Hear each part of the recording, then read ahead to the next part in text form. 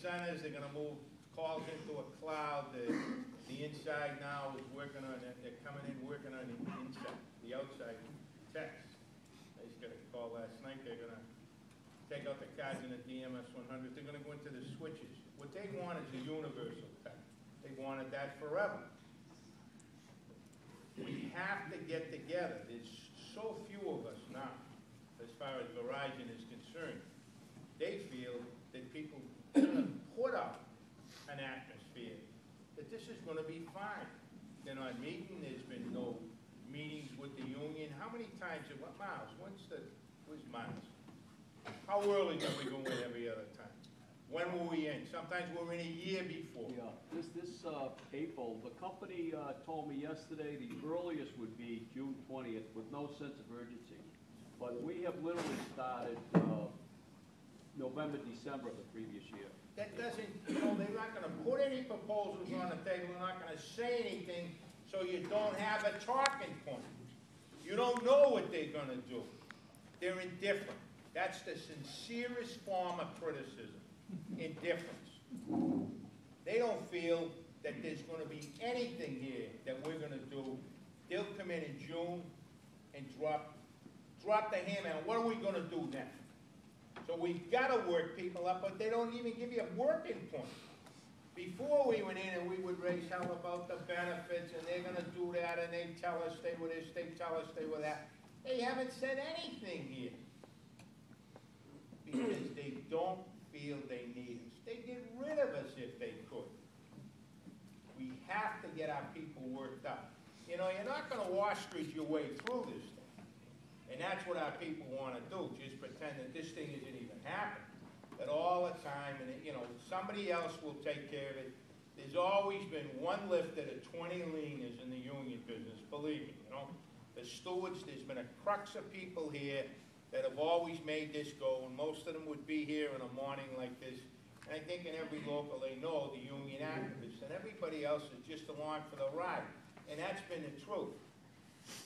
I can remember the guy that taught me the business saying, what do you think about the business? This is years ago.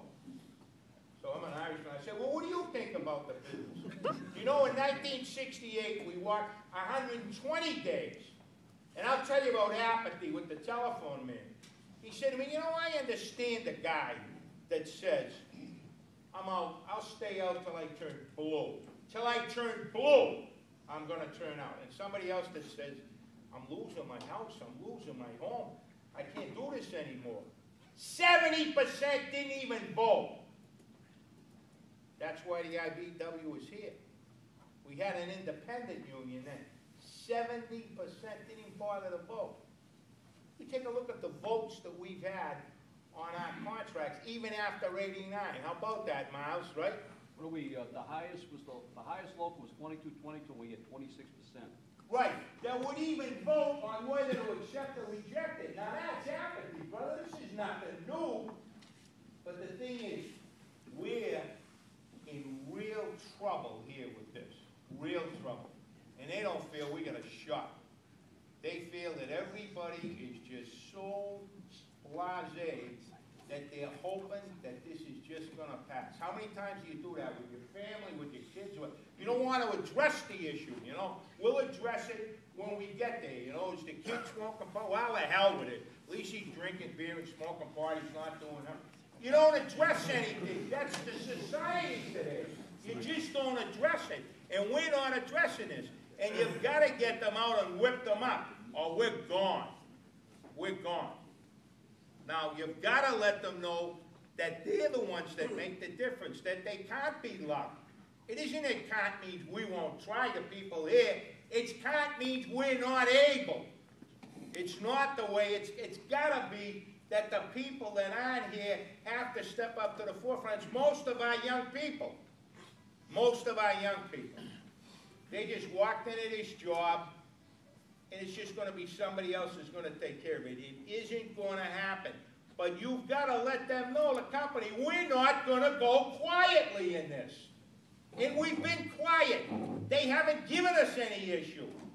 They're saying this will go along, and we're going to this, and we're going to that. There's no talking point. That's why they're not coming until June. So we're going to have to give them the talking point in the rallying point, or we're gonna perish. We're gonna perish. I've seen it. There's no sense of outrage. You've got to give them a sense of outrage, and it should be that the retirees are going to get nicked. The people that got these things for them, that's what they're going to do. It's like anything else. The retirees, what are they going to do about it? We have the right to negotiate for them. Marty's here. He's been here forever, you know, since Scully Square was a prairie. Marty went a steward, and he stayed there. They got some people. They're willing to come in. They're willing to help. We've got to get everybody together and tell them this is survival for us. If we don't do it, we're going to perish. And you've got to step up. And you've got to be responsible for your own survival. You individually as a member have to be responsible for you. Have to participate in your survival. And that's the message that we got to put out. You got to participate in your own survival. It's not going to be loved by anybody else. That's the message you better get out there.